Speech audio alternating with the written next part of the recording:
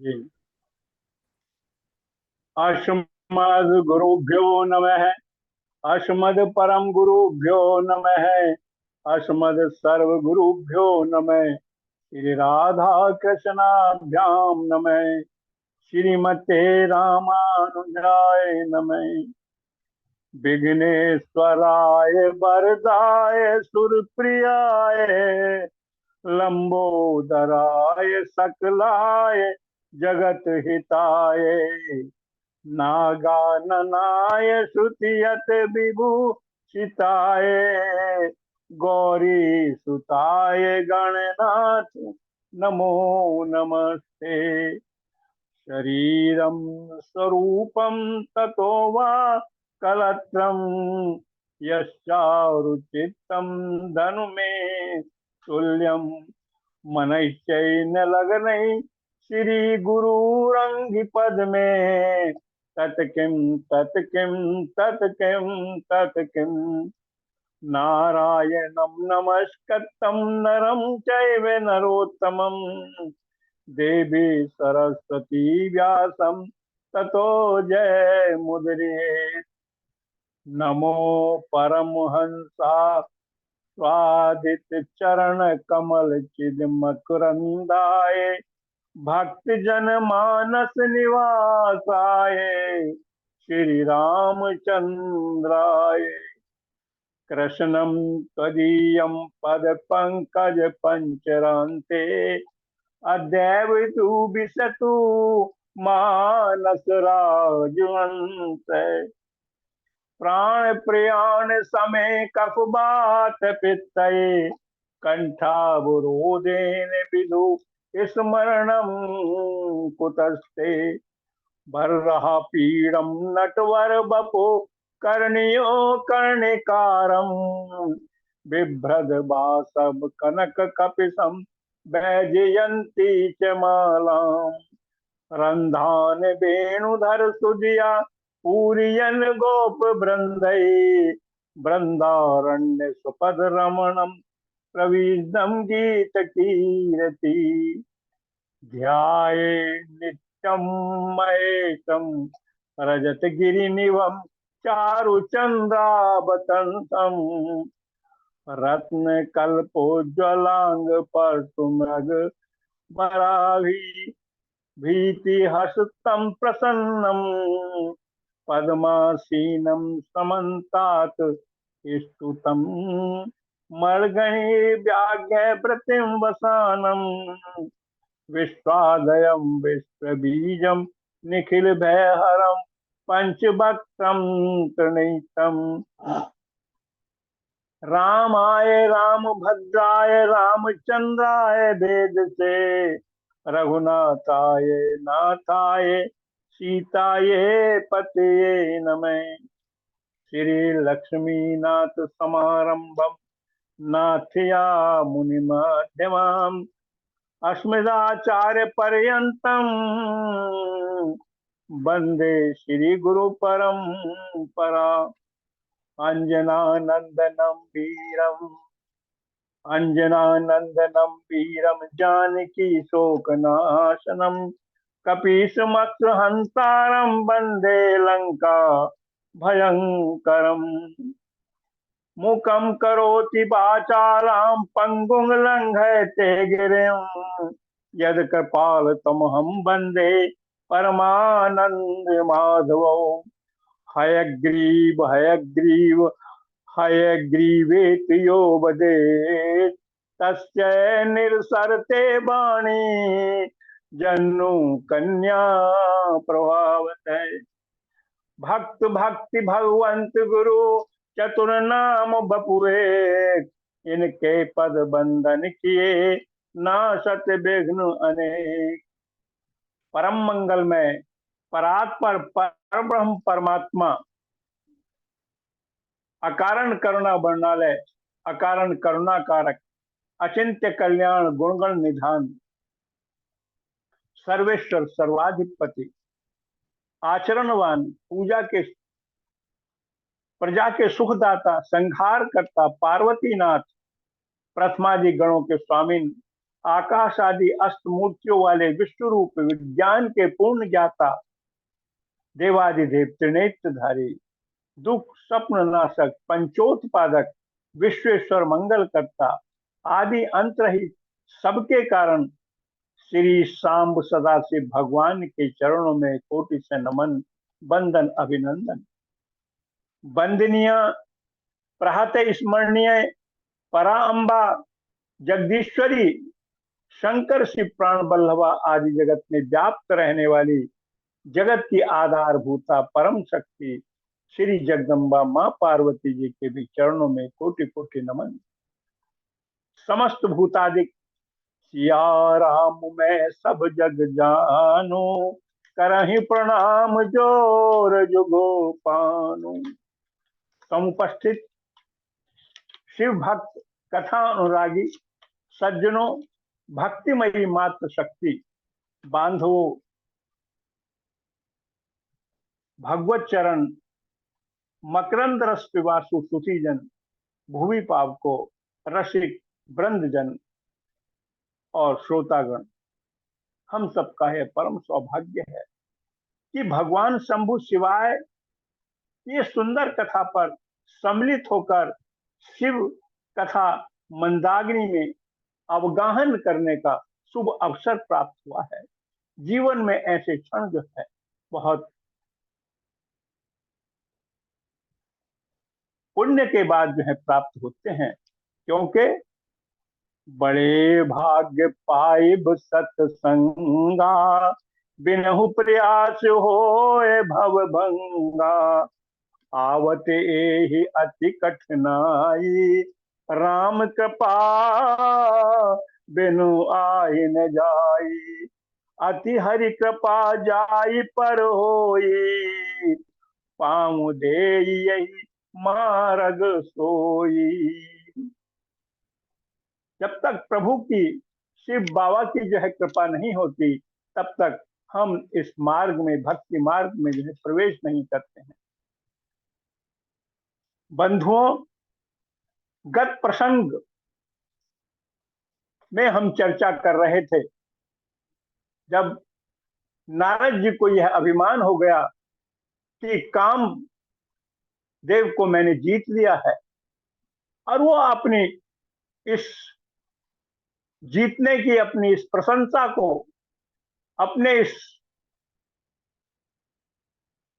कठिन काम को जो है विचार करके वो शिव जी के पास चले जाते हैं और उनसे जो है कहते हैं कि मैंने कामदेव को जीत लिया। तब उन्होंने कहा कि यह जो आप मंतव्य मुझसे आपने बताया है, कथा सुनाई है, यह आप किसी और को मत सुनाना, और खास करके विष्णु भगवान जी को। लेकिन वो ब्रह्मा जी के पास चले जाते हैं और फिर विष्णु भगवान के पास चले जाते हैं।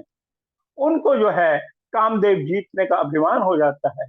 तो प्रभु हमारे ऐसे हैं कि जो अभिमान करता है उसको जो है तनिक भी नीचे उतारने में, या उसका अभिमान या अभिमान मर्दन करने में तनिक भी देर नहीं लगाते हैं। उन्होंने इसी प्रकार की अपनी योगिनी माया के द्वारा जो है एक नगरी बसाई, और वहां पर जो है नारद जी भी जिस रास्ते जा रहे थे उसी रास्ते में वो माया नगरी थी। वहां जाकर के वो मोहित हो जाते हैं और एक विश्व मोहिनी के लिए उनके अंदर जो है काम उत्पन्न हो जाता है, और वो फिर जो है विष्णु भगवान के पास जाते हैं कि हे प्रभु, एक काम आ गया है। विष्णु भगवान भी जो है बड़े विनोद करते हुए कहते हैं, कल तो आप कह रहे थे कि मैंने काम को जीत लिया, और आप कह रहे हैं अब काम आ गया, क्या बात है? नारद जी आप ठीक तो हैं? वो अपनी बात सुनाते हैं कि मैं विवाह करना चाहता हूँ, और फिर ये भी कहते हैं कि जो मेरे लिए श्रेष्ठ हो, जो मेरे लिए अच्छा हो, वही आप करिएगा। तब विष्णु भगवान कहते हैं कि हाँ, जो आपके लिए अच्छा होगा वही मैं कार्य करूंगा। उन्होंने उनको जो है वो बानरों का रूप दे देते हैं और सारा रूप जो है विष्णु भगवान का होता है, और वो अंतर्ध्यान हो जाते हैं और वहां पहुंचते हैं। पहुंच करके वहां देखते हैं कि दो रुद्रगण हैं। रुद्रगणों से भगवान शंकर ने कहा है कि मिनट मिनट की जो है मुझे आप खबर देते रहना। वो उनका रूप देख करके मुस्कुराते रहते हैं और नारद जी के पास जाते हैं कि क्या कहने, आपका रूप जो है बहुत सुंदर है, ये कन्या आपको ही बरेगी। परंतु इसका उल्टा होता है, क्योंकि वो किसी और को रूप दिखाई नहीं देता, या तो रुद्रगणों को दिखाई दे रहा था, या जो कन्या थी विश्व मोहिनी उसको जो है दिखाई देता था। और जिधर नारद जी बैठे थे उधर वो जाती नहीं है। बाद में जो है किसी दूसरे राजा के गले में जो है वो माँ जयमाला डाल देती है, और फिर रुद्रगण सारे लोग चले जाते हैं। रुद्रगण जो है नारद जी के पास आते हैं और फिर मुस्कुराते हैं कि क्या हुआ, हमें हमारा इतना सुंदर रूप था। तब वो हंसने लगते हैं और कहते हैं कि आप अपना चेहरा देखें तो सही, दर्पण में देखिए। तो दर्पण तो नहीं था, लेकिन जल में जब देखते हैं तो उनका चेहरा बानर के रूप में होता है। तो उनको बड़ा क्रोध आता है, और वो जो है वहां से जो है उन रुद्र गणों को भी श्राप दे देते हैं कि तुम राक्षस हो जाओ। और फिर वो विष्णु भगवान के पास चले जाते हैं,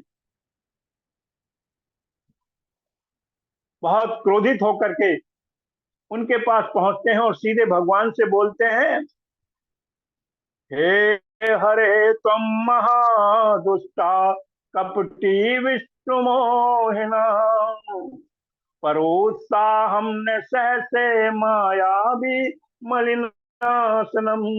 हे हरि, तुम बहुत दुष्ट हो, अपने कपट से विश्व भर को मोहने वाले हो। तुम दूसरों के सुख को नहीं देख सकते, तभी तो तुमने सिंधु मंथन के समय मोहिनी रूप धारण कर दैत्यों से अमृत कलश छीन लिया, और उन्हें अमृत की जगह बारूनी मदरा पिलाकर पागल बना दिया।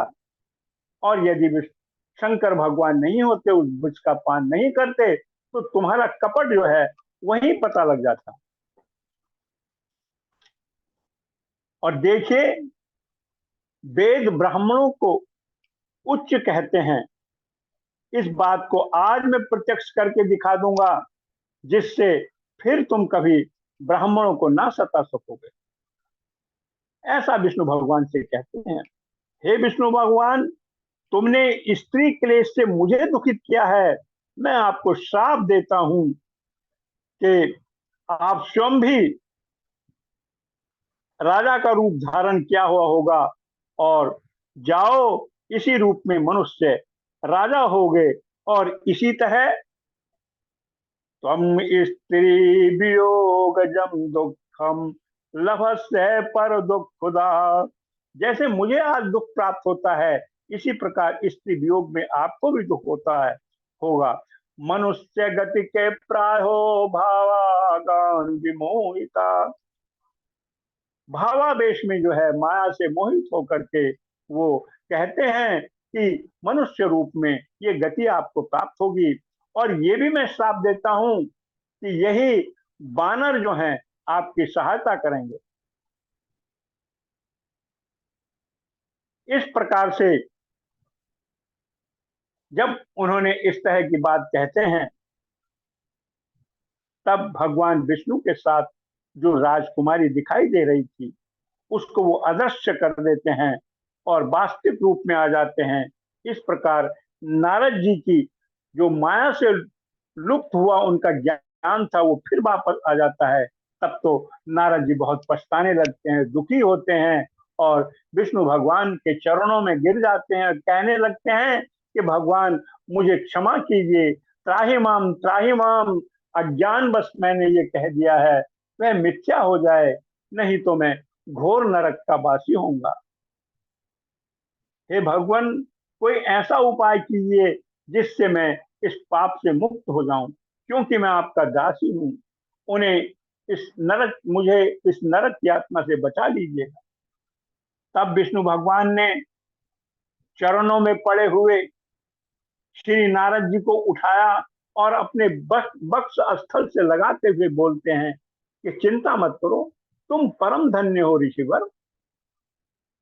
तुमने अहंकार बस शिव जी की आज्ञा का पालन नहीं किया, जिसके कारण तुम्हें ये कष्ट उठाना पड़ा है।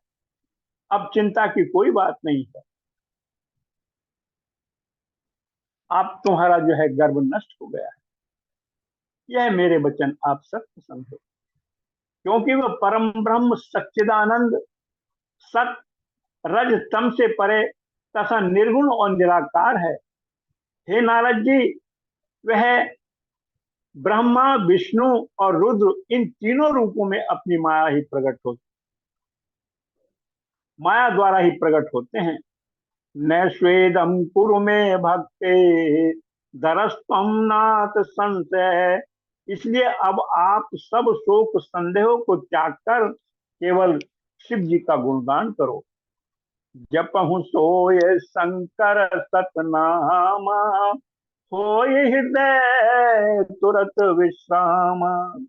उन्हीं के सतनाम स्तोत्र का पाठ करिए, जिससे तुरंत ही तुम्हारे सब पाप नष्ट हो जाएंगे।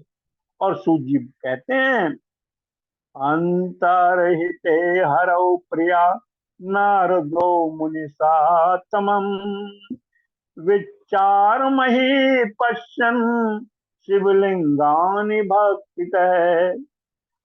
महर्षियों, भगवान श्री हरि के अंतर ध्यान हो जाने पर मुनि श्रेष्ठ नारद जी शिवलिंग का भक्ति पूर्वक दर्शन करते हुए पृथ्वी पर विचरने लगते हैं। भक्ति मुक्ति देने वाले अनेकों शिवलिंग के दर्शन किए, और वहां पर जब रुद्रगणों ने नारद जी को देखा तो वे दोनों रुद्रगण उनके पास आते हैं और उनसे कहते हैं कि हमें जो है कुछ शाप मुक्ति का कुछ जो है बताइएगा। चरणों में गिर पड़ते हैं। तब वो मुनिनाथ जो है उनसे प्रसन्न होकर के कहते हैं कि तुम्हारा उद्धार होगा। वही शिव जो है दूसरे रूप में आकर के तुम्हारा उद्धार करेंगे। नारद जी बोले, रुद्रगणों, उस शिव की इच्छा से मेरी बुद्धि क्या और आपकी वो सब नष्ट हो गई थी, और मोह बस होकर के मैंने आपको साथ दिया। किंतु मेरा वचन कभी मिथ्या नहीं जाता। परंतु अब मैं तुम्हें इस शाप से मुक्त होने का उपाय भी बताऊंगा, इसे सुनो। तुम दोनों मुनि के तेज द्वारा राक्षसी से गर्व से जन्म लोगे, परंतु वहां तुम्हारा प्रताप बल ऐश्वर्य इतना बढ़ता जाएगा कि तुम दोनों शिव के परम भक्त हो गए। तब भगवान शिव अपने दूसरे रूप से तुम्हारा उद्धार करेंगे। सूर्य कहते हैं, इस प्रकार श्रीमन नारद जी के कथन को सुनकर ये दोनों रुद्रगण बहुत प्रसन्न हो जाते हैं और चले जाते हैं। तब नारद जी भी शिव तीर्थों का भ्रमण करते हुए शीघ्र ही ब्रह्मलोक आ पहुंचे, और वहां ब्रह्मा जी को नमस्कार करके उनकी स्तुति करते हैं और उनके हाथ जोड़ करके उनसे पूछते हैं, पितामह, आप तो परम ब्रह्म का स्वरूप भलीभांति जानते होंगे। अपनी कृपा द्वारा ही मैंने आपकी कृपा द्वारा ही मैंने विष्णु भगवान के स्वरूप को समझा था, परंतु शिव तत्व को मैं नहीं सुन सका। अब मैं शिव पूजन एवं उनके सुंदर चरित्रों को सुनना चाहता हूँ। वे सृष्टि के आदि में किस रूप में रहते थे, मध्य में उनकी क्या लीला थी, कैसी लीला होती थी, और अंत में प्रलय काल में सदाशिव महेश्वर कहाँ निवास करते हैं, और ये सदाशिव किस प्रकार प्रसन्न होते हैं और प्रसन्न होकर के क्या वरदान देते हैं, इसके विषय में मुझे बताइए। ब्रह्मा जी बोले, हे ब्राह्मण, जिसके सुनने से संपूर्ण लोगों के समस्त पाप नष्ट हो जाते हैं, उस अनामय शिव तत्व का मैं वर्णन करता हूँ। शिव तत्व मया नैव विष्णुमापि यथार्थतः, ज्ञातम च परमं रूपम अद्भुतम च परेण। शिव तत्व का स्वरूप बड़ा ही उत्कृष्ट और अद्भुत है, जिसे यथार्थ रूप से ना तो मैं जान पाया हूं, ना विष्णु ही जान पाए हैं, और कोई दूसरा भी नहीं जान पाया है। जिस समय प्रलय हुआ उस समय समस्त चराचर जगत नष्ट हो गया, सर्वत्र केवल अंधकार ही अंधकार था। न सूर्य ही दिखाई देते थे और न अन्य कोई भी नहीं दिखाई देता था। नक्षत्रों का ही पता नहीं था, न चंद्रमा था, न दिन होता था, न रात होती थी। अग्नि, पृथ्वी, वायु, जल, किसी का भी कुछ पता नहीं था। उस समय प्रधान तत्व अव्यक्त प्रकृति से रहित सूना आकाश मात्र शेष था। दूसरे किसी तेज की उपस्थिति नहीं होती थी। अदृष्ट आदि का अस्तित्व नहीं था। शब्द और स्पर्श भी साथ छोड़ चुके थे। इस प्रकार सब और निरंतर अंधकार दिखाई पड़ता था। उस समय तत्सत ब्रह्म इस श्रुति में जो सत्य सुनाया जाता था एकमात्र वही से अम मनो गोचरम वाचाम विषयम न कदाचन अनाम रूप वर्णम चैन्य चे स्थूल यत्कृशम ऐहस्तु दीर्घम लघु गुरुत्वम परिवर्जितम न यत्रो पंचम कश्चिन तथानोपचयो पिचय। वह सतत्व मन का विषय नहीं, वाणी भी वहां तक नहीं पहुंच सकती है। वह नाम तथा रूप रंग से भी शून्य है। वह ना स्थूल है, ना वह गुरु है, और उसमें ना कभी वृद्धि होती है, ना कभी ह्रास होता है। और वही परम तत्व ब्रह्म जब उसके भीतर एक से अनेक होने की इच्छा या संकल्प उदित होता है, तब वह निराकार परमात्मा अपनी लीला शक्ति से अपने लिए मूर्ति आकार की कल्पना करता है और मूर्ति संपूर्ण ऐश्वर्य गुणों से संपन्न होकर सर्व ज्ञानमयी, सर्व स्वरूपणी, सर्वाद्य, सब कुछ देने वाली और संपूर्ण सृष्टियों का केंद्र बन जाती है। उस समय एकाकी रहकर स्वेच्छानुसार विहार करने वाले उन सदाशिव ने अपने विग्रह में स्वयं ही एक स्वरूप भूता शक्ति की सृष्टि की, जो उनके अंग में से कभी अलग होने वाली नहीं थी। और उस पराशक्ति को प्रधान प्रकृति गुणवती माया बुद्धि तत्व की जननी और विकार रहित बताया गया है। या शक्ति अंबका प्रोक्ता प्रकृति सकलेश्वरी त्रिदेव जननी नित्या भूल कारण मित्रयुता। वह शक्ति अंबिका कही गई है और उसी को प्रकृति सर्वेश्वरी, त्रिदेव जननी, नित्या और मूल कारण भी कहते हैं। सदाशिव द्वारा प्रकट की गई उस शक्ति की 8 भुजाएं हैं। उस शुभ लक्षण देवी के मुख की शोभा भी विचित्र है। वह अकेले ही अपने मुखमंडल से सदा पूर्णिमा के 1 सहस्त्र चंद्रमाओं की क्रांति को जो है धारण किए हुए, और फिर कहते हैं यही जो है काशीपुरी प्रागट्य होता है उन अंबिका का। उन काल रूपी ब्रह्म ने एक समय शक्ति के साथ शिवलोक नामक क्षेत्र का निर्माण कर दिया। तदैव काशी के तत्व प्रोच्यते क्षेत्र उत्तमम। उस उत्तम क्षेत्र को काशी ही कहते हैं।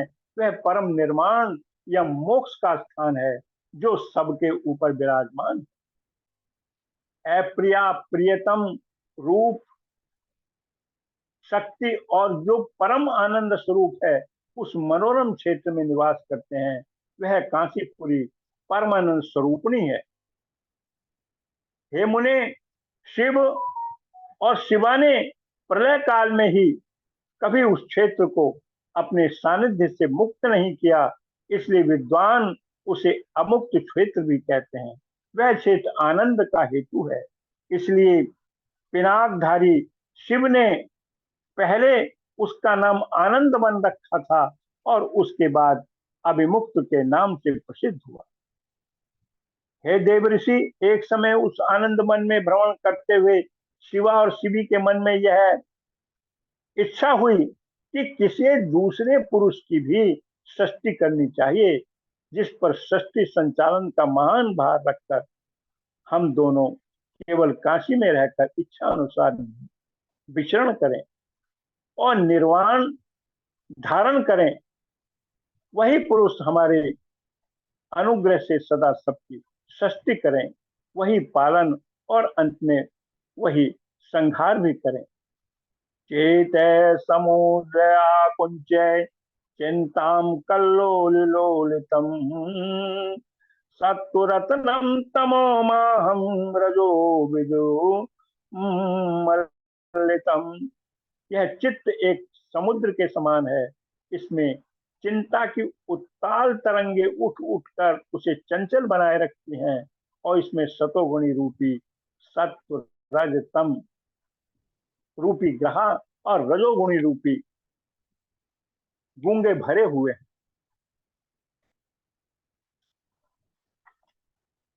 इन विशाल वित्त समुद्र को संकुचित करके हम दोनों उस पुरुष के प्रसाद में आनंद कानन में सुख पूर्वक निवास करें। यह काशी वह स्थान है जहाँ मनोभूत सब ओर से सिमट कर इसी में लगी हुई है, तथा इसके बाहर का जगत चिंता से आतुर प्रतीत होता है। बोले सदा शिव सम शिव भगवान की जय हो, महाशिव पुराण की जय हो। नमो पार्वते नमः। हर हर। डाक डमरू बाजे ना, डाक डमरू बाजे ना, डाक डमरे बाजे ना, शिव तांडव नाचे, शिव तांडव नाचे मन बालो बालो बालो। शिव जी, शिव जी ने के नाम लागे, ढाक डमरू बाजे ना, गावो गावो प्रेम से गावो, भाई गावो बहनों गावो, भाई गावो बहनों गावो, सब मिलकर गाओ। हरि ओम नमः शिवाय, ओम नमः शिवाय, हरि ओम नमः शिवाय। बोलो ओम नमः शिवाय, हरि ओम नमः शिवाय, हरि ओम नमः शिवाय। बहुत सुंदर डॉक्टर प्रणाम साहब। गुरुदेव के चरणों में। बहुत सुंदर, बहुत बढ़िया, बहुत आनंद आया। आपका वक्तव्य आज बड़े दिनों बाद इतना बढ़िया भजन आपके के साथ हुआ, एकदम आनंद ही आनंद आ गया। मंजू जी भी जुड़ रहे हैं, सुन रही हैं। स्वामिनी गोपिकानंद जी तो अभी अभी कोई आवश्यक कार्य आ गया तो कहीं, लेकिन उन्होंने लिखा है बहुत सुंदर, और सभी बड़े प्रसन्न हैं सुन करके, बहुत अच्छा।